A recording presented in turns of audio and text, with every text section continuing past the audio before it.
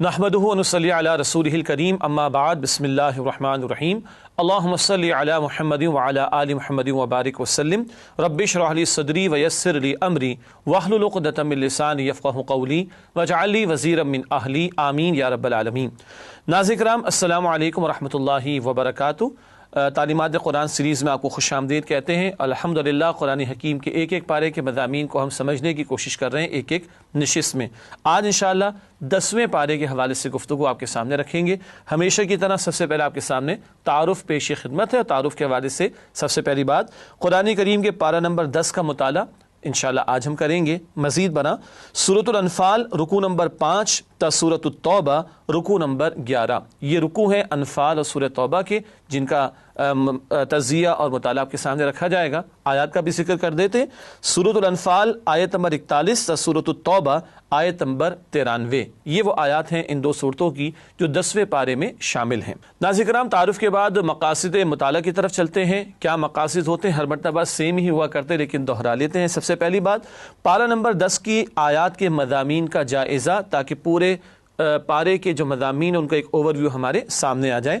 منتخب آیات کا مطالعہ آج بھی آپ کے سامنے چند آیات کے حوالے سے رکھا جائے گا انشاءاللہ، اور زیر مطالعہ آیات میں بیان شدہ اہم اوامر و نواہی کا تذکرہ، ڈوز اینڈ ڈونٹس کا بیان بھی 10ویں پارے کے حوالے سے آپ کے سامنے رکھیں گے۔ چلتے ہیں باقاعدہ پروگرام کی ترتیب کے مطابق آگے اور تجزیہ سمجھتے ہیں سورۃ الانفال کے مضامین کے حوالے سے۔ پہلے سورت کے مضامین کا اوور ویو، پھر جو آیات سورہ انفال کی 10ویں پارے میں شامل ہیں ان کا تجزیہ آپ کے سامنے رکھیں گے۔ بنیادی طور پر 3 باتیں ہیں جو پچھلے پروگرام میں بھی آپ کے سامنے سورہ انفال کے تعلق سے رکھی گئی تھی۔ پہلی بات غزوہ بدر پر تبصرہ، تفسیری ہدایات اللہ تعالیٰ نے بلکہ تفسیری تبصرہ اس صورت میں بدر کے تعلق سے عطا فرمایا۔ مزید برآں قتال اور مال غنیمت کے بارے میں ہدایات یہ بھی عطا ہوئیں، کیونکہ پہلا باقاعدہ مارکہ ہوا بدر کا اہل ایمان و کفار کے درمیان، تو قتال کے تعلق سے اور مال غنیمت کا معاملہ بھی پہلی مرتبہ ہوا، ہدایات عطا ہوئیں۔ اور اہل ایمان کی صفات سورہ انفال کے شروع میں بھی ہم نے سمجھی، اور سورہ انفال کے آخر میں بھی اس کا تذکرہ آپ کے سامنے رکھیں گے انشاءاللہ۔ یہ تو پوری سورت کے مضامین کا جائزہ تھا۔ اب آئیے سورہ انفال کی وہ آیات جو 10ویں پارے میں شامل ہیں ان کا تجزیہ آپ کے سامنے رکھتے ہیں، اور ایک ایک دو آیات کا تجزیہ کر کے ان موضوعات یا مضامین کو سمجھتے ہیں جو پورے پارے میں بیان کیے گئے ہیں۔ سورہ انفال آیت نمبر 41 سے بیان شروع کرتے ہیں۔ مال غنیمت کی تقسیم کا حکم، اور یہاں بتا دیا گیا کہ ایک حصہ 1/5 20% وہ بیت المال کی طرف جائے گا، اور وہ رسول اللہ علیہ السلام کے رشتہ داروں کو بھی عطا ہوگا، اور عام مسلمانوں میں سے جو حاجت مند ان کی حاجات کو پورا کرنے کے لیے استعمال ہوگا، اور 4/5 یا 80% کہہ لیجئے وہ مجاہدین میں تقسیم کیا جائے گا۔ پھر سورہ انفال کی آیات 42 سے 44، بدر کا معرکہ اللہ کی طرف سے طے تھا۔ بتایا گیا اگر تم خود طے کرنے بیٹھتے تو کبھی یہ معاملہ طے نہ ہوتا، اللہ ہی نے چاہا کہ اب یہ ٹکراؤ ہو کر رہے، اور حق کا حق ہونا اور باطل کا باطل ہونا ثابت ہو جائے۔ پھر آیات 45 سے 47، دوران جنگ مسلمانوں کے لیے ہدایات، صبر کی تلقین اور ڈٹے رہنے کی تلقین، فرار اختیار نہ کیا جائے اس بات کی تلقین، اور کثرت سے اللہ کا ذکر کیا جائے اس بات کی ہدایات عطا کی گئی ہیں اس موقع پر۔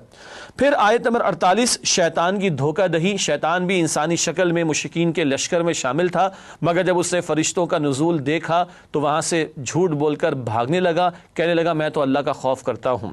پھر آیت نمبر 49، منافقانہ طرز عمل، اور منافقانہ طرز عمل سے ایک مراد یہ ہے کہ دعویٰ کچھ ہے اور دل میں کچھ ہو، یا دعویٰ کچھ کیا جا رہا ہو اور عمل اس کے برعکس کیا جا رہا ہو، یا یہ ہے کہ اللہ کی راہ سے فرار اختیار کرنے کی کوشش کی جا رہی ہو، یہ بھی منافقانہ ایک طرز عمل ہے۔ اور مشرکین کی طرف یہ معاملہ ہوا کہ ان میں سے کئی لوگ اپنے سرداروں کے خوف کی وجہ سے لڑنے کے لیے آئے تھے، نہ کہ یہ کہ ان کے دل میں کوئی جذبہ تھا جانیں پیش کرنے کا۔ اس کے بعد سورۃ الانفال کی آیات 50 تا 52، اذیت ناک موت کا بیان ہے۔ ایسی موت کے جو اللہ کی نافرمانی میں آ رہی ہو، ایسی موت وہ کہ جو حق کی مخالفت میں آ رہی ہو، ایسی موت سے بری موت کیا موت ہوگی؟ اللہ تعالیٰ برے انجام سے ہماری حفاظت فرمائے۔ پھر آیات 53 تا 54، ناشکری سے نعمت چھن جاتی ہے۔ وہ لوگ کہ جو اپنے آپ کو ہدایت پر ثابت قدم نہ رکھیں اور جانتے بوجھتے دنیا کی محبت میں ڈوبنے کی کوشش کریں، ان کو ہدایت سے دور کر دیا جاتا ہے۔ اس کے بعد آیات 55 تا 57، یہود کی عہد شکنی کا بیان۔ اول جب نبی اکرم علیہ السلام مدینہ شریف تشریف لائے اور معاہدے ہوئے یہود سے، تو معاہدے تو کر لیے مگر بار بار ان یہود کے قبائل نے خلاف ورزی کی، تو قرآن نے یہ بھی کہا کہ پھر ان کو سزا دی جائے تاکہ آئندہ کوئی عہد کی خلاف ورزی کی کوشش کر کے مسلمانوں کو نقصان نہ پہنچائے۔ پھر آیت نمبر 58، عہد یافتہ فریق کے خلاف کارروائی نہ کی جائے۔ بڑی اہم ہدایت عطا کی گئی اہل ایمان کو، مسلمانوں کو کہا گیا مشرکین سے اگر تمہارا کوئی معاہدہ ہے تو اس معاہدے کو ختم کر دو، اور اس کے بعد اگر ان کے خلاف کوئی کارروائی کرنی ہے تو کارروائی کر سکتے ہو۔ یہ نہیں ہو سکتا کہ اوپر معاہدہ ہو اور اندر خانے در اندازی کی جائے، کسی کے خلاف خفیہ کارروائی کی جائے۔ اس کے بعد آیات 59 تا 60، جنگ کے لیے بھرپور تیاری کرنے کا حکم، مسلمانوں کو حکم دیا گیا جو استطاعت اللہ نے تمہیں عطا فرمائی قوت میں سے اور پلے ہوئے گھوڑوں میں سے ان کو تیار رکھو، اور اپنے اور اللہ کے دشمنوں کو مرعوب کرنے کی کوشش کرو۔ یہ ہدایات اس مقام پر عطا کی گئی، بعد میں بھی بات کریں گے انشاءاللہ۔ اس کے بعد آیات 61 تا 62، دشمنوں کی طرف سے صلح کی پیشکش قبول کر لی جائے۔ اگر دشمن مائل ہو جائے صلح کی طرف تو اسلام جنگ برائے جنگ کی بات نہیں کرتا، کہا گیا کہ تم بھی صلح کر لو۔ اس کے بعد آیات 63 تا 64، ساتھیوں کے درمیان الفت اللہ کے فضل ہی سے ممکن ہے۔ یہاں تو نبی مکرم صلی اللہ علیہ وسلم کو فرمایا گیا اے نبی، اللہ کے فضل سے ہی ممکن ہوا کہ یہ صحابہ ان میں الفت اور یہ آپ کے ساتھ جڑے ہوئے ہیں رضی اللہ تعالی عنہم اجمعین۔ تو ایمان والوں کے درمیان الفت کا پیدا ہونا یہ اللہ ہی کی طرف سے ہے اور اسی کے فضل سے ممکن ہے، گویا اسی کے فضل کی تلاش اور اس کو مانگنے کی کوشش کرنی چاہیے۔ پھر آیات 65 تا 66، قوت ایمان قلیل مومنوں کو کثیر کافروں پر غالب کر دیتی ہے۔ یہاں اللہ تعالیٰ نے تعداد کا بھی ذکر کیا اور کم از کم یہ بتایا کہ اگر ایک کے مقابلے میں 2 کفار بھی ہوں تو ایمان والوں کو ڈٹے رہنا ہے، اور یاد رہے کہ تمہارا بھروسہ تمہاری قوت بازو یا تعداد یا تیاری پر نہ ہو بلکہ تمہاری نگاہ اللہ کی طرف ہو۔ تو چاہے تم تعداد میں کم ہو مگر تمہارا ایمان پکا ہے، تمہارا توکل اللہ پر ہے، تو کامیابی تمہاری ہوگی اور اللہ کی نصرت کی وجہ سے ہوگی۔ اس کے بعد آیات 67 تا 69، کافروں کو قیدی بنانے پر اظہار ناراضگی۔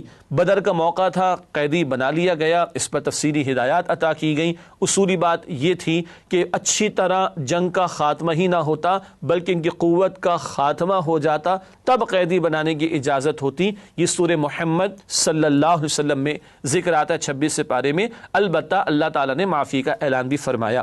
پھر آیات 70 تا 71، قیدیوں سے اظہار شفقت۔ 70 کے قریب مشرکین قیدی بنائے گئے مگر ان کو بھی بتایا گیا کہ اگر ان میں کوئی خیر ہوگا اور آگے اللہ ان کو ایمان کی دولت عطا فرما دے گا تو ایمان کی دولت بہت بڑی دولت ہے، اس فدیے کے مقابلے میں جو آج ان کو پیش کر کے اپنے آپ کو چھڑانا ہوگا، یعنی قیدیوں کو۔ اس کے بعد آیات 72 تا 73، دوستی کا معیار رشتہ ایمان کو بناؤ۔ ایمان والوں کی قلبی دوستی ایمان والوں کے ساتھ ہو سکتی ہے، کافروں کے ساتھ نہیں ہو سکتی، تو دوستی کا معیار رشتہ ایمان کو بناؤ، اس کی تلقین۔ اور آخری 2 آیات ہیں سورہ انفال کی آیات 74 تا 75، بندہ مومن کی ظاہری صفات کا بیان۔ انفال کے شروع میں باطنی صفات کا ذکر تھا، اللہ کی یاد سے دل کا کانپ اٹھنا اور اللہ کا ذکر ہو، قرآن کی تلاوت و ایمان میں اضافہ ہونا اور اللہ ہی پر توکل ہونا، اور آخر میں سورت کے ہجرت کا ذکر ہے، جہاد کا ذکر ہے، اللہ کی راہ میں جنگ کا ذکر ہے۔ یہ ظاہری صفات اہل ایمان کی اللہ تعالی ہم سب کو عطا فرمائے۔ ناظرین کرام، الحمدللہ سورۃ الانفال کی وہ آیات جو 10ویں پارے میں شامل ہیں ان کا تو تجزیہ مکمل ہوا۔ اب چند منتخب آیات جو سورہ انفال کی 10ویں پارے میں ہیں ان کا مطالعہ آپ کے سامنے رکھتے ہیں۔ سب سے پہلے سورہ انفال آیات 45 سے 46 کا مطالعہ پیش خدمت ہے۔ قتال کے لیے اہم ہدایات ارشاد ہو رہا ہے، یا ایھا الذین آمنوا اذا لقیتم فئۃ فاثبتوا واذکروا اللہ کثیرا لعلکم تفلحون واطیعوا اللہ ورسولہ ولا تنازعوا فتفشلوا وتذھب ریحکم واصبروا ان اللہ مع الصابرین۔ ترجمہ، مؤمنوں، جب کفار کی کسی جماعت سے تمہارا مقابلہ ہو تو ثابت قدم رہو اور اللہ کا بہت ذکر کرو تاکہ کامیابی پاؤ، اور اللہ اور اس کے رسول کے حکم پر چلو اور آپس میں جھگڑا نہ کرنا۔ اگر ایسا کرو گے تو تم بزدل ہو جاؤ گے اور تمہارا رعب جاتا رہے گا، اور صبر سے کام لو، بے شک اللہ صبر کرنے والوں کے ساتھ ہے۔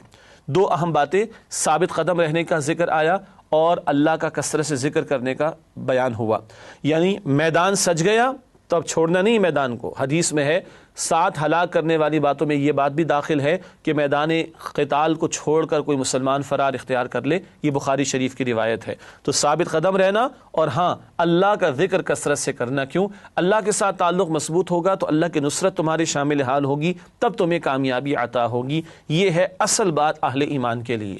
دوسری اہم ہدایت اللہ اور اللہ کے رسول علیہ السلام کی اطاعت کرنا، ورنہ کیا ہوگا؟ اگر تم نے نافرمانی کی تو تمہارے اندر بزدلی پیدا ہو جائے گی، آپس میں جھگڑا کیا، جماعت کے نظم کو تم نے اگر بریک کرنے کی کوشش کی تو تمہارا روب ختم ہو جائے گا۔ یہ بتایا جا رہا ہے ایمان والوں کو، تو اللہ اور اس کے رسول علیہ السلام کی اطاعت کا حکم۔ کیوں؟ اللہ کی مدد باغیوں اور نافرمانوں کے لیے نہیں، اللہ کی مدد اطاعت کرنے والوں اور فرمانبرداروں کے لیے ہے۔ مزید برآں بتایا گیا تمہارا روب پھر ختم ہو جائے گا، اور مزید فرمایا گیا کہ صبر سے کام لو۔ یہاں صبر کیا ہے؟ جو مشقت اٹھانا پڑے اٹھاؤ، اللہ کی راہ میں جو مشکلات آئیں ان کو جھیلو، برداشت کرو، تب اللہ کی مدد تمہارے ساتھ ہوگی۔ یہ ہدایات ہیں جو میدان جنگ کے تعلق سے اہل ایمان کو عطا ہو رہی ہیں، اور غور کیجئے میدان جنگ میں بھی اللہ کا ذکر، میدان جنگ میں بھی اللہ اور اللہ کے پیغمبر علیہ السلام کی اطاعت کا حکم ہے۔ پھر اگلی آیت ہے جس کا انتخاب کیا گیا سورہ انفال کی آیت نمبر 58، معاہدے کی پاسداری، اس کی تلقین ہے۔ ارشاد ہوا وَإِمَّا تَخَافَنَّ مِن قَوْمٍ خِيَانَةً فَانبِذْ إِلَيْهِمْ عَلَى سَوَاءٍ إِنَّ اللَّهَ لَا يُحِبُّ الْخَائِنِينَ۔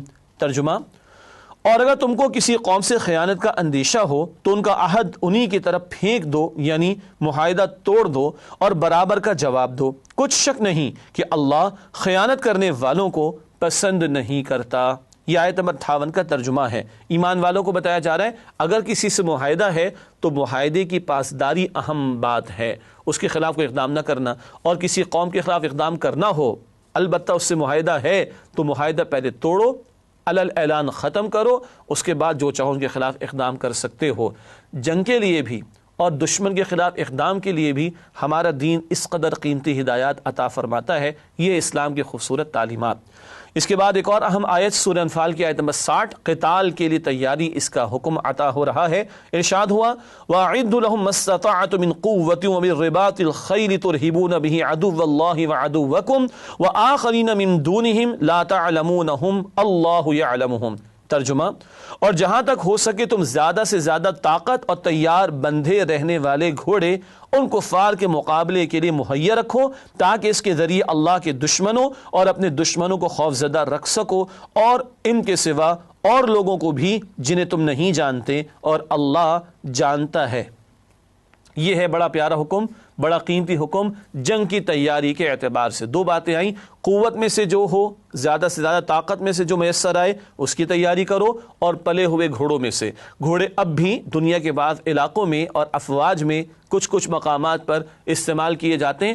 حدیث میں ہے کہ اس گھوڑے کی پیشانی کے ساتھ برکت اللہ تعالیٰ نے قیامت تک کے لیے رکھ دی۔ البتہ یہ جو من قوہ کا لفظ آیا تو حدیث میں آئے کہ قوت جو ہے وہ پھینکنے میں ہے۔ اس دور میں نیزہ تھا، بھالا تھا، وہ پھینکا جاتا تھا۔ آج بلٹ بھی ہوگا، آج میزائل بھی ہوگا، اور آج بم بھی ہو سکتا ہے، لیکن دین یہ بھی بتا رہا ہے، قرآن یہ بھی بتا رہا ہے کہ اس تیاری کا ایک اہم مقصد اور حاصل کیا ہے؟ اللہ کے دشمنوں کو اور اپنے دشمنوں کو مرعوب رکھنا۔ ناظرین کرام، آپ کو یاد ہوگا 14 مئی 1998 بھارت نے ایٹمی دھماکے کرنے کا اعلان کیا، بلکہ کر ڈالے، اور 15 مئی کو واجپئی وزیر اعظم جو تھا بھارت کا، اس کا بیان آیا کہ ہم پاکستان کی اینٹ سے اینٹ بجا دیں گے۔ 28 مئی 1998 کو ہم نے اعلان کیا کہ ہم بھی بنا چکے ہیں، تو 29 مئی کی صبح کو واجپئی کا بیان آیا کہ yes we are ready for table ٹاکس۔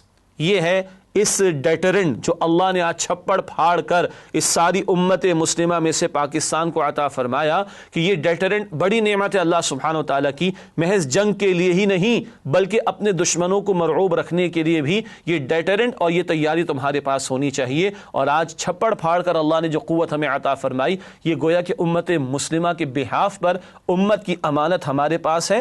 اللہ ہمارے حکمرانوں کو بھی اور ہماری افواج کو بھی اور ہماری عوام کو بھی اس طاقت کی حفاظت کی توفیق عطا فرمائے، اور اگر یہ طاقت اللہ نے عطا فرمائی تو وہ مقاصد بھی سامنے رہیں جو مقاصد اللہ تعالیٰ نے اس مقام پر بیان فرمائے۔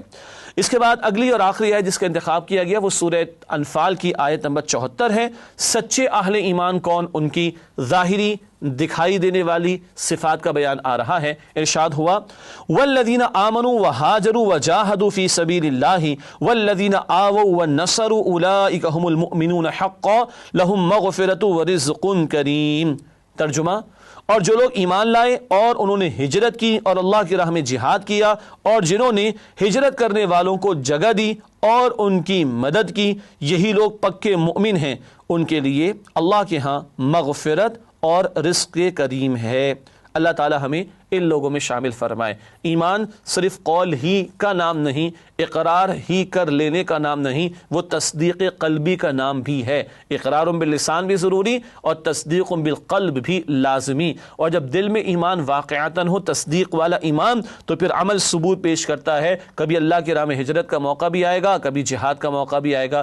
ہجرت روزانہ تو یہ ہے بندہ گناہوں سے دور ہو جائے، اور انتہا یہ ہے گھر بار بھی چھوڑنا پڑے تو چھوڑ دے۔ جہاد روزانہ ہے نفس کے خلاف، شیطان کے خلاف، بگڑے ہوئے معاشرے کے خلاف، اور یہ جہاد کبھی جنگ کی صورت بھی اختیار کر سکتا ہے۔ یہ وہ اعمال ہیں جو بندہ مومن کی صفات کے طور پر اس مقام پر بیان ہوئے۔ اللہ ہمیں ان تقاضوں پر عمل کرنے کی توفیق عطا فرمائے۔ ناظرین کرام، الحمدللہ سورہ انفال کی جو منتخب آیات آپ کے سامنے پیش کرنا مقصود تھی، ان کا مطالعہ آپ کے سامنے رکھا گیا۔ اب ہمیشہ کی طرح اس سورت کے بھی اوامر و نواہی آپ کے سامنے رکھتے ہیں۔ پہلے سورۃ الانفال کی وہ آیات جو 10ویں پارے میں شامل ہیں، ان میں آنے والے اوامر یعنی ڈوز کا ذکر کرتے ہیں، جن کاموں کے کرنے کی تلقین دین نے ہمیں کی ہے۔ سب سے پہلی بات، مال غنیمت کی تقسیم، آیت نمبر 41، اس میں اس کا حکم آیا ہے۔ میدان جنگ میں ثابت قدمی اختیار کرنا، آیت نمبر 45۔ کثرت ذکر الہی، آیت نمبر 45، جنگ کے حوالے سے ہدایات ہم نے سمجھی تھیں۔ اللہ اور رسول صلی اللہ علیہ وسلم کی اطاعت، آیت نمبر 46۔ صبر، آیت نمبر 46 میں ذکر۔ اللہ پر توکل، آیت نمبر 49 میں اس کا ذکر۔ عہد کو ختم کرنا ہو تو علی الاعلان کیا جائے، آیت نمبر 58، اس کا ہم نے مطالعہ بھی کیا تھا۔ جنگی تیاری کرنا، آیت نمبر 60، اس کا بھی ہم نے مطالعہ کیا۔ انفاق فی سبیل اللہ یعنی اللہ کی راہ میں خرچ کرنا، آیت نمبر 60 میں ہی اس کا حکم ہے۔ صلح پر آمادہ لوگوں سے صلح کرنا، آیت نمبر 61، اس کا اشارہ بھی پہلے کیا گیا تھا۔ قتال کے لیے آمادہ رہنا، آیت نمبر 61، جب پکار لگ جائے تو پھر تنگی نہ ہو دل میں، آدمی پیش کر دے اپنے آپ کو اللہ کی راہ میں۔ حلال طیب شے کا استعمال، آیت نمبر 69۔ تقوی اختیار کرنا، آیت نمبر 69۔ ایمان و ہجرت کا ذکر اور تلقین، آیت نمبر 72۔ مال و جان سے راہ الہی میں جہاد، آیت نمبر 72۔ اہل ایمان ساتھیوں کی نصرت یعنی مدد کرنا، آیت نمبر 72۔ دوستی ایمان کی بنیاد پر کرو، آیت نمبر 72۔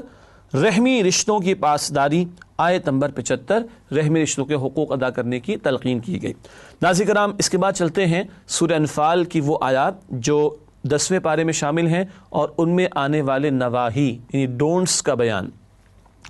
رائے حق میں ہمت ہارنا، آیت نمبر 43۔ نظم جماعت میں جھگڑنا، آیت نمبر 46، یعنی اپنے امیر کی بات نہ ماننا اور اس سے جھگڑا کرنے بیٹھ جانا۔ دکھاوا اس سے منع کیا گیا ہے شریعت میں، آیت نمبر 47 میں ذکر ہے۔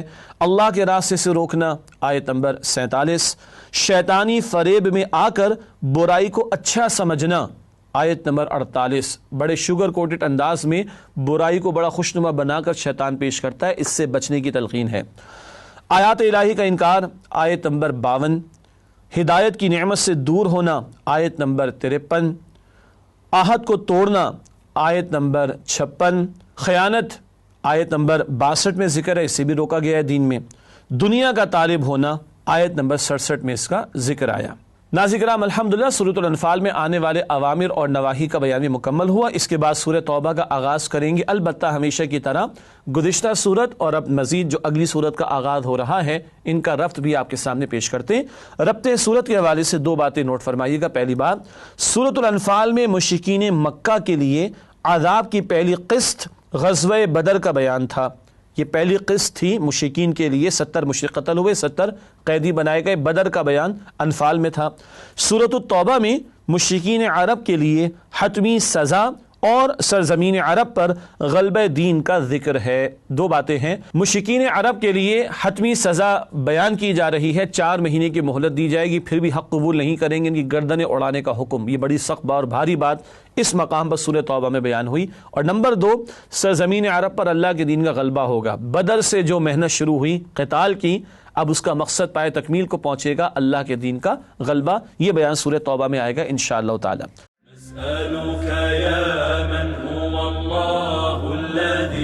ناظرین کرام، اس کے بعد ہمیشہ کی طرح سورہ توبہ کے مضامین کا بھی تجزیہ پہلے ایک اوور ویو کی صورت میں آپ کے سامنے رکھتے ہیں، پھر آیات کی صورت میں تجزیہ پیش کریں گے۔ سورہ توبہ کی پہلی 6 آیات جو کہ پہلا رکوع ہے، سن 9 ہجری میں مشرکین عرب کے لیے فیصلہ کن اعلان، 4 مہینے کی مہلت دے دی گئی، جیسے کہ ابھی تھوڑی دیر پہلے عرض کیا گیا۔ پھر آیات 7 تا 24، سن 8 ہجری میں مکے والوں کے خلاف اقدام کے لیے مسلمانوں کی ذہن سازی۔ یہ دوسرا اور تیسرا رکوع سورہ توبہ کا، جس کا نزول فتح مکہ سے پہلے ہوا 8 ہجری میں، اور صحابہ کرام کو تیار کرایا جا رہا ہے مکے والوں کے خلاف اقدام کے لیے، جن میں اپنے رشتہ دار بھی ان کے موجود تھے۔ پھر آیات 25 تا 37، سن 9 ہجری میں مشرکین عرب اور اہل کتاب کے لیے رسوا کن احکامات۔ یہ چوتھا اور 5واں رکوع ہے سورہ توبہ کا، اور مشرکین عرب کے لیے بھی حتمی 2 ٹوک بات آ گئی ہے، اور اہل کتاب کے لیے بھی حکم آ گیا کہ اگر یہ جزیہ دینے پر آمادہ نہ ہو تو ان کے خلاف جنگ کی جائے گی۔ اس کے بعد آیات 38 تا 129، یہ 11 رکوع ہیں۔ رکوع نمبر 6 سے سلسلہ شروع ہوتا ہے رکوع نمبر 16 تک۔ یہاں تفصیلی تبصرہ لکھا ہے آگے، غزوہ تبوک کے حالات پر بھرپور تبصرہ اور منافقین کے لیے رسوا کن احکامات۔ 11 رکوعوں میں بڑی تفصیل سے غزوہ تبوک کا بیان آیا ہے، اور منافقین کے لیے رسوا کن احکامات بھی اللہ تعالیٰ نے، اور سزائیں بھی اللہ تعالیٰ نے اس مقام پر بیان فرمائی ہیں۔ ناظرین کرام، الحمدللہ سورہ توبہ کے مضامین کا تجزیہ تو ہمارے سامنے آ گیا، اب آیات کا تجزیہ آپ کے سامنے رکھتے ہیں، جس کا مقصد ہوتا ہے کہ پورے پارے کے مضامین ہمارے سامنے آ جائیں۔ سورہ توبہ کی وہ آیات جو 10ویں پارے میں شامل ہیں، اب آئیے ان کا تجزیہ آپ کے سامنے رکھتے ہیں۔ سب سے پہلے آیات 1 تا 6، مشرکین عرب کے لیے فیصلہ کن اعلان، 4 مہینے کی مہلت دی گئی۔ جن سے معاہدہ نہیں یا جو معاہدہ توڑ چکے 4 مہینے کی مہلت ہے۔ ہاں، جن سے معاہدہ ہے، مدت مقرر ہے، خلاف ورزی انہوں نے نہیں کی، ان کے ساتھ معاہدہ پورا کیا جائے گا۔ باقی 4 مہینے کی مہلت حق قبول نہیں کرتے تو گردنیں ان کی اڑا دینے کا حکم دیا گیا۔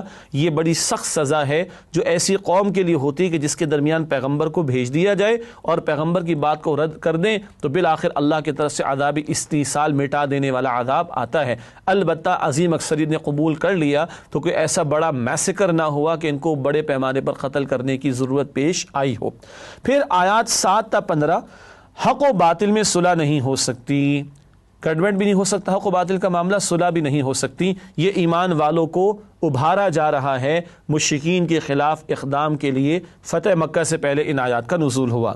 پھر آیت نمبر 16، جنت خون جگر دے کر ہی ملے گی۔ قرآن کہتا ہے تم نے سمجھ لیا ایسی تمہیں جنت مل جائے گی، ابھی صبر کے مراحل بھی آنے ہیں، اللہ طے کر دے گا کون حق کے ساتھ ہے کون باطل کے ساتھ ہے، کس کی دوستی واقعتاً اللہ اور اس کے رسول کے لیے ہے صلی اللہ علیہ وآلہ وسلم، یہ تو فیصلہ ہونا ہے، اس سے گزر کر ہی تمہیں جنت عطا ہوگی۔ پھر آیات 17 تا 22، محدود مذہبی تصور کی زوردار نفی۔ چند نیکیاں کر کے مشرکین سمجھ رہے تھے کہ ہم بڑے اچھے ہیں، حاجیوں کی خدمت کرتے تھے، کھلاتے تھے پلاتے تھے، بتایا جا رہا ہے اللہ کے گھر میں تم نے 360 بتوں کی گندگی لا کر رکھی ہوئی ہے اور یہ تم نے اللہ کے خلاف بغاوت مچا رکھی ہے، اور اپنی دانش میں چند نیکیاں کر کے تم سمجھ رہے ہو کہ تم اللہ کے یہاں کامیاب ہو جاؤ گے۔ آج بھی ہمارے معاشرے میں حرام کے بڑے بڑے دروازے کھلے ہوئے ہیں، بڑے بڑے گناہ کیے جا رہے ہیں، اور 2-4 نیکیوں کا سہارا لے کر کوئی سمجھ بیٹھے کہ بھائی میں یتیموں کی کفالت بھی تو کر رہا ہوں، سود خوری بھی کر رہا ہے، حرام خوری بھی کر رہا ہے، اور کہہ رہا ہے بھائی یتیموں کی کفالت بھی تو کر رہا ہوں۔ یہ ہے محدود مذہبی تصور، اس کی نفی کی ہے ہمارے دین نے۔ پھر آیت نمبر 23، دوستی کی بنیاد صرف اور صرف ایمان پر رکھو۔ اسی کے تسلسل میں اگلی آیت نمبر 24، دنیاوی محبتوں کو دینی محبتوں پر ترجیح دینے والے فاسق ہیں۔ 8 محبتیں ایک طرف، 3 محبتیں ایک طرف، اس آیت پر بعد میں بات کریں گے۔ اصولی بات یہ ہے کہ ٹاپ پر رہے اللہ کی اور اللہ کے رسول علیہ السلام کی اور اللہ کی راہ میں جہاد کی محبت۔ پھر آیات 25 سے 27، فیصلہ کن شے اسباب نہیں، اللہ کی مدد ہے۔ اللہ فرشتوں کو بھی بھیجتا ہے ایمان والوں کی مدد کے لیے، مگر فیصلہ کن شے اللہ کا حکم، اللہ کی نصرت، اللہ کی تائید ہوا کرتی ہے۔ اس کے بعد آیت نمبر 28، مشرکین کے مسجد حرام میں داخلے پر پابندی۔ 9 ہجری میں یہ آیات آئیں اور ان کے لیے پابندی لگا دی گئی، آئندہ سال یعنی کہ اب یہ اگلے سال سے مشرکین حج نہیں کریں گے، اللہ کے گھر کو پاک اور صاف کر دینے کا اعلان ہو گیا۔ آیت نمبر 29، اسلامی ریاست میں غیر مسلموں کی حیثیت، غیر مسلم اسلامی ریاست میں رہ سکتے ہیں، البتہ جزیہ جو کہ ٹیکس کی شکل ہے ان کو ادا کرنا ہوگا تاکہ اسلامی ریاست ان کی جان، مال، عزت، آبرو، گھر، عقیدے اور ان کی مذہبی عبادت گاہوں کی حفاظت کرے اور ان کی کفالت بھی کرے۔ پھر آیات 30 تا 31، یہودیوں اور عیسائیوں کا شرک، معاذ اللہ، یہود نے عزیر علیہ السلام کو، نصارہ نے عیسیٰ علیہ السلام کو اللہ کا بیٹا قرار دے دیا، استغفر اللہ۔ آیت نمبر 32، اہل کتاب سازشوں کے ذریعے اسلام کا راستہ روکنا چاہتے ہیں، ان کی سازشوں کا ذکر ہے۔ پھر آیت نمبر 33، نبی اکرم صلی اللہ علیہ وسلم کی بعثت کا مقصد غلبہ دین تھا تاکہ اللہ کا دین سرزمین عرب ہی نہیں کل زوئے ارضی پر غالب ہو جائے، یہ مشن تھا رسول پاک صلی اللہ علیہ وآلہ وسلم کا۔ اس آیت پر بعد میں بھی بات کریں گے انشاءاللہ۔ پھر آیات 34 تا 35، علماء اور صوفیہ کی اکثریت لوگوں کا مال ناحق کھاتی ہے، مذہب کے نام پر لوٹنے والے علماء سو، برے علماء اور برے صوفیہ کا ذکر ہے کہ لوگوں کا مال ہڑپ کرتے ہیں۔ پھر آیت نمبر 36، سال میں 12 مہینے اللہ کے طے کردہ ہیں، سال 12 مہینے کا یہ اللہ کے ہاں سے طے شدہ ہے، مشرکین اس کے اندر کچھ گڑبڑ کرتے تھے، بعد میں اس کا ذکر ہوگا انشاءاللہ۔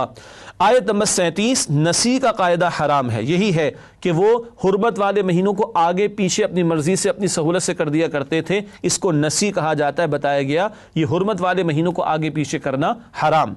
پھر آیات 38 تا 41، اللہ کی راہ میں نکلنے سے جی نہ چراؤ۔ اب غزوہ تبوک کے تعلق سے یہ 6 رکوع سے آیات شروع ہو رہی ہیں سورہ توبہ کی، اور بتایا جا رہا ہے کہ اللہ کی راہ میں نکلنا تو پڑے گا، اور غزوہ تبوک سن 9 ہجری میں وہ موقع ہے جب نفیر عام کا معاملہ ہوا، ہر ایک کا نکلنا لازم قرار دیا گیا، بتایا جا رہا ہے کہ جی نہ چھڑاؤ۔ آیت نمبر 42، منافقانہ طرز عمل، جان چھڑاتے ہیں، جھوٹے بہانے بناتے ہیں، قتال میں جانے سے فرار اختیار کرتے ہیں۔ آیات 43 تا 48، اللہ کی راہ میں مال و جان لگانے والے ہی مؤمن ہیں، جو جان بھی لگا رہے ہیں، مال بھی لگا رہے ہیں، یہی صاحب ایمان ہیں، گویا جو جی چورا رہے ہیں ان کا ایمان مشکوک ہے بلکہ ہے ہی نہیں۔ پھر آیات 49 تا 50، قتال سے فرار کے لیے تقوی کے پردے میں لپٹا ہوا بہانہ، ایک منافق نے آ کر کہا کہ صاحب وہ روم کے خلاف جا کر رومیوں کے خلاف جنگ کرنی ہے، وہاں کی عورتیں بڑی حسن والی ہوتی ہیں، میں تو بہہ جاؤں گا، اللہ اکبر کبیرہ، کیسے کیسے پردے اختیار کر لیے جاتے ہیں جھوٹے بہانے کے لیے۔ اس کے بعد آیات 51 تا 52، رائے حق میں مصروف عمل اہل ایمان کے لیے فائدہ ہی فائدہ، اگر شہید ہو گئے تو حیات جاویدہ مل جائے گی، اور غازی بن کر لوٹیں گے تب بھی مال غنیمت بھی ملے گا اور مال بھی ملے گا، اللہ کی جو ہے وہ رضا بھی ملے گی، مومن کے لیے نتھنگ ٹو لوز والی بات۔ اس کے بعد آیات 53 تا 57، منافقین کا انفاق قبول نہ کیا جائے، یہ اب سزائیں بیان ہوئی ہیں اس مقام پر منافقین کی، اب ان کا کوئی انفاق قبول نہیں ہوگا۔ آیات 58 تا 59، منافقین کا نبی اکرم صلی اللہ علیہ وسلم پر عدل نہ کرنے کا بہتان، معاذ اللہ، بد کلامی کرتے، بہتان لگاتے رسول پاک صلی اللہ علیہ وسلم پر۔ آیت نمبر 60، زکوٰۃ کے 8 مصارف کا بیان، زکوٰۃ کہاں کہاں خرچ ہوگی اس کی 8 مدات یا کیٹیگریز خود قرآن نے ڈیفائن کی ہیں۔ پھر آیات 61 تا 66، منافقین کی گستاخیاں، کہتے تھے ہاں جی ہم تو جھوٹے بہانے بناتے ہیں اور محمد صلی اللہ علیہ وسلم ہماری باتوں کو مان بھی لیتے ہیں، ان کو تو کچھ سمجھ نہیں آتا، معاذ اللہ ثم معاذ اللہ، گستاخی کرتے ہیں۔ پھر آیات 67 تا 68، منافقین مرد اور عورتیں نیکی سے روکتے اور برائی پھیلاتے ہیں، یہ ہے منافق، نیکی سے روکتے اور برائیوں کو پھیلاتے ہیں۔ پھر آیات 69 تا 70، تاریخ سے عبرت، بتایا جا رہا ہے کہ پچھلوں کو دیکھو جنہوں نے فرار اختیار کیا پیغمبر کی اطاعت سے، وہ بھی اللہ کے عذاب میں مبتلا ہوئے، اے منافقو تم نے بھی یہ حرکت کی، تم بھی اللہ کی پکڑ کا شکار ہوگے۔ اب آیات 71 تا 72، مؤمن مرد اور خواتین نیکی پھیلاتے اور برائی سے روکتے ہیں، یہ ایمان والوں کا طرز عمل، نیکی کو پھیلانا اور بدی کو مٹانا۔ پھر آیات 73 تا 74، منافقین اور کفار کے خلاف جہاد کا حکم، ان کی سازشوں کا رد کیا جائے، ان کے خلاف جہاد کیا جائے اور ان کی سازشوں کو ناکام کیا جائے۔ پھر آیات 75 تا 77، اللہ سے وعدہ خلافی کی سزا منافقت، ان آیات پر ہم بعد میں بات کریں گے۔ جھوٹے وعدے کرنے والے لوگ اور اللہ سبحانہ و تعالیٰ کے تقاضوں سے فرار اختیار کرنے والوں پر نفاق تھوپ دیا جاتا ہے۔ پھر آیات 78 تا 80، منافقین کے لیے آپ صلی اللہ علیہ وسلم کی دعائے استغفار قبول نہ ہوگی، یہاں تک فرمایا کہ 70 مرتبہ بھی اے نبی علیہ السلام آپ ان کے لیے بخشش مانگیں گے گے اللہ ہرگز ان کی بخشش نہیں فرمائے گا۔ یہ اور سزائیں ہیں جو منافقین کے لیے بیان ہو رہی ہیں۔ پھر آیات 81 تا 82، جہنم کی آگ دنیا کی گرمی سے بہت زیادہ شدید ہے۔ منافق کہنے لگے سینکڑوں میل کا سفر ہے، گرمی بہت ہے۔ قرآن کہتا ہے جہنم کی گرمی زیادہ شدید ہے، کاش کہ ان کو سمجھ آتی۔ آیات 83 تا 84، منافقین کی محرومیاں۔ نبی پاک علیہ السلام کو فرما دیا گیا ان کا جنازہ بھی آئندہ نہ پڑھائیے گا کسی منافق کا، اور ان کا انفاق قبول نہ کیا جائے، یہ بھی بات پہلے آ چکی۔ آئندہ قتال کے کسی میدان میں ان کو شرکت کی اجازت نہیں دیجیے گا۔ آیت نمبر 85، منافقین کے لیے ان کا مال اور اولاد باعث اذیت ہوں گے۔ کبھی تو عبداللہ بن ابی کا بیٹا وہ صحابی بن گئے، عبداللہ بھی ان کا نام ہے، اور وہ ایمان لے آتے ہیں اور اس کی ذلت ہو جاتی ہے، تو ان کی اولاد اور ان کے مال کے ذریعے ان کو اذیت دی جائے گی، قرآن کہہ رہا ہے۔ پھر آیات 86 تا 87، منافقانہ طرز عمل کا بیان، یعنی قتال سے فرار اختیار کرنا۔ پھر آیات 88 تا 89، مؤمنانہ طرز عمل، مال اور جان سے جہاد کرنا، سب کچھ اللہ کی راہ میں لگا دینا۔ پھر آیات 89 تا 96، غزوہ تبوک میں شرکت نہ کرنے والے 4 گروہ اور ان کی مختلف کیفیات کا بیان۔ کچھ معذورین تھے، نہیں جا سکے، کچھ جانا چاہتے تھے، اخراجات پورے نہیں تھے، رسول اللہ علیہ السلام نے واپس کر دیا، روتے ہوئے چلے گئے، اور کچھ منافقین تھے جو جھوٹے بہانے بناتے تھے اور جھوٹے بہانے بنا کر رخصت چاہتے تھے۔ یہ تذکرہ آیا ہے۔ اور بالکل آخر میں 10ویں پارے کے آخر میں آیات 97 تا 99، اللہ کی راہ میں خرچ کرنے والے 2 کردار۔ کچھ وہ ہیں جو اللہ کی راہ میں سب کچھ لٹا دینا اور خرچ کر دینا اس کو جو ہے وہ سعادت سمجھتے، اور کچھ کا معاملہ ہے منافقانہ طرز عمل، وہ اس کو بوجھ سمجھتے ہیں، معاذ اللہ ثم معاذ اللہ۔ ناظرین کرام، ایک وقفہ لیتے ہیں اور اس کے بعد انشاءاللہ منتخب آیات کا مطالعہ آپ کے سامنے سورہ توبہ کے تعلق سے پیش کریں گے۔ السلام علیکم ورحمۃ اللہ وبرکاتہ۔ السلام علیکم ورحمۃ اللہ وبرکاتہ۔ ناظرین کرام، تعلیمات قرآن سیریز میں آپ کو خوش آمدید کہتے ہیں۔ آج ہم 10ویں پارے کے تعلق سے گفتگو کر رہے ہیں، اور وقفے سے پہلے سورہ توبہ کے مضامین کا تجزیہ اور سورہ توبہ کی وہ آیات جو 10ویں پارے میں شامل ہیں ان کا تجزیہ آپ کے سامنے پیش کیا گیا۔ اب چلتے ہیں سورہ توبہ کی چند منتخب آیات کے مطالعے کی طرف۔ سب سے پہلے سورہ توبہ کی آیت نمبر 5، حکم قتال اور متوازن تعلیم۔ بڑا پیارا مقام ہے، ایک طرف قتال کی بات اور ایک طرف راستہ چھوڑ دینا اور درگزر کرنے کی بات بھی کی جا رہی ہے۔ ارشاد ہوا فَإِذَا انْسَلَخَ الْأَشْهُرُ الْحُرُمُ فَاقْتُلُوا الْمُشْرِكِينَ حَيْثُ وَجَدتُّمُوهُمْ وَخُذُوهُمْ وَاحْصُرُوهُمْ وَاقْعُدُوا لَهُمْ كُلَّ مَرْصَدٍ فَإِنْ تَابُوا وَأَقَامُوا الصَّلَاةَ وَآتَوُا الزَّكَاةَ فَخَلُّوا سَبِيلَهُمْ إِنَّ اللَّهَ غَفُورٌ رَحِيمٌ۔ ترجمہ، جب حرمت کے مہینے گزر جائیں تو مشرکوں کو جہاں پاؤ قتل کر دو اور انہیں پکڑو اور گھیر لو، اور ہر گھات کی جگہ ان کی تاک میں بیٹھے رہو۔ پھر اگر وہ توبہ کر لیں اور نماز پڑھنے اور زکوٰۃ دینے لگیں تو ان کی راہ چھوڑ دو، بے شک اللہ بخشنے والا مہربان ہے۔ یہ آیت نمبر 5 کا ترجمہ ہے۔ اور 4 مہینے وہ حرمت والے مہینے اس لیے قرار پاتے کہ 4 مہینے کی ان کو گنجائش دی گئی، مہلت دی گئی، اس کے بعد ان کی گردنیں اڑانے کا حکم دیا گیا۔ بہت بھاری بات ہے نا، گردنیں اڑا دینا۔ یہ وہ لوگ ہیں 21 سال تک جن کو معافی تلافی دی گئی، 21 سال تک ان کو پیغام پہنچایا گیا، لیکن پھر بھی اڑے ہوئے ہیں، تو اب ان کے تعلق سے یہ بھاری حکم آیا۔ البتہ ابھی بھی ایمان لے آئیں، توبہ کا مطلب ایمان لانا، نماز قائم کریں، زکوٰۃ دیں، یہ ظاہری علامات اسلام پر عمل کرنے کی، فرمایا کہ ان کے راستے کو چھوڑ دو۔ اور ایک اور مقام پر قرآن کہتا ہے یہ تمہارے برابر کے بھائی بن جائیں گے۔ گویا اب بھی آپشن ہے، قبول کر لو، برابر کے بھائی بن جاؤ، تمہارے حقوق اور مسلمانوں کے حقوق برابر ہو جائیں گے، کیونکہ تم بھی ایمان لا کر مسلمان ہو جاؤ گے۔ اس کے بعد آیت نمبر 19 سے سورہ توبہ کی جس کا انتخاب کیا گیا، نیکی کا وسیع تصور۔ ارشاد ہوا اجعلتم سقایۃ الحاج وعمارۃ المسجد الحرام کمن آمن باللہ والیوم الآخر وجاہد فی سبیل اللہ لا یستوون عند اللہ واللہ لا یہدی القوم الظالمین۔ ترجمہ، کیا تم نے حاجیوں کو پانی پلانا اور مسجد حرام یعنی خانہ کعبہ کو آباد کرنا اس شخص کے اعمال جیسا خیال کیا ہے جو اللہ اور روز آخرت پر ایمان رکھتا ہے اور اللہ کی راہ میں جہاد کرتا ہے؟ یہ لوگ اللہ کے نزدیک برابر نہیں ہیں اور اللہ ظالم لوگوں کو ہدایت نہیں دیا کرتا۔ ناظرین کرام، یہ آیت نمبر 19 سے سورہ توبہ کی۔ مشرکین حاجیوں کو کھلاتے پلاتے تھے، لیکن خانہ کعبہ کے ساتھ 360 بت انہوں نے رکھے ہوئے تھے اور اللہ کے ساتھ شرک کر رہے تھے اور اللہ کے خلاف بغاوت کیے بیٹھے تھے اور اللہ کے راستے سے لوگوں کو روکتے تھے، تو ان کو بتایا جا رہا ہے کہ تم یہ چند نیکی کر کے سمجھتے ہو کہ تم نے دین کے تقاضے پورے کر لیے، تم نے اللہ کی اطاعت کا حق ادا کر دیا؟ قطعا نہیں۔ وہ جو ایمان لایا بیٹھا ہے، اللہ کی راہ میں جہاد کرتا ہے، خود بھی اللہ کی بندگی کرتا ہے، اللہ کی بندگی کی دعوت دیتا ہے، اللہ کی بندگی کے نظام کے نفاذ کے لیے محنت کر رہا ہے، وہ اور تمہاری یہ چند نیکیاں یہ برابر نہیں ہو سکتی۔ محدود تصور نیکی اس کی نفی اس مقام پر کی گئی ہے۔ اس کے بعد ایک ہلا دینے والا مقام قرآن حکیم کا سورہ توبہ کی آیت نمبر 24، 8 محبت ایک طرف اور 3 محبت ایک طرف۔ ارشاد ہوا محبتوں میں ترجیحات کے حوالے سے، قل ان کان آباؤکم و ابناؤکم و اخوانکم و ازواجکم و عشیرتکم و اموال اقترفتموها و تجارت تخشون کسادها و مساکن ترضونها احب الیکم من اللہ و رسولہ و جہاد فی سبیلہ فتربصوا حتی یأتی اللہ بامرہ واللہ لا یہدی القوم الفاسقین۔ ترجمہ، کہہ دیجئے کہ اگر تمہارے باپ اور بیٹے اور بھائی اور بیویاں اور رشتہ دار اور مال جو تم کماتے ہو اور تجارت جس کے نقصان سے تم ڈرتے ہو اور مکانات جن کو تم پسند کرتے ہو اللہ اور اس کے رسول سے اور اللہ کی راہ میں جہاد کرنے سے زیادہ عزیز ہیں، تو پھر انتظار کرو یہاں تک کہ اللہ اپنا حکم یعنی عذاب بھیج دے، اور اللہ نافرمان لوگوں کو ہدایت نہیں دیا کرتا۔ 5 رشتوں کی محبتیں ہیں اور 3 مال، کاروبار اور مکانات، یہ 8 محبت ایک طرف، اس کو ایک پلڑے میں رکھ لیجئے، اور اللہ اور رسول اور اللہ کی راہ میں جہاد کی محبت دوسرے پلڑے میں۔ کون سا بھاری ہے آپ کو مجھے بھی چیک کرنا ہے۔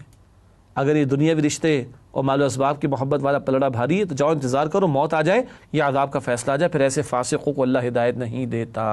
اللہ اکبر۔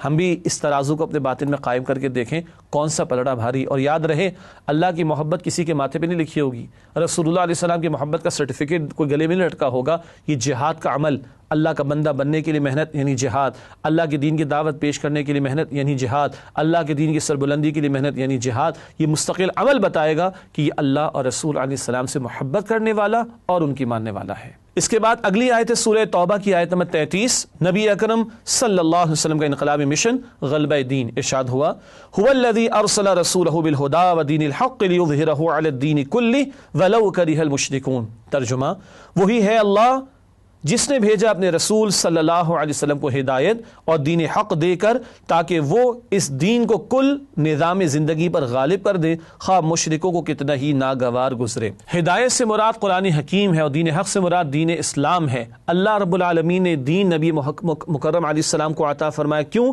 تاکہ آپ اس کو کل نظام زندگی سسٹم آف لائف پر غالب فرما دیں۔ اسی سے دین کا وسیع تصور بھی واضح ہوتا ہے اور رسول پاک علیہ السلام کا انقلابی مشن بھی ہمارے سامنے کلیئر ہو کر آتا ہے۔ پروگرام کے آخر میں ہمیشہ کی طرح فرمان نبوی صلی اللہ علیہ وسلم پیش خدمت ہے۔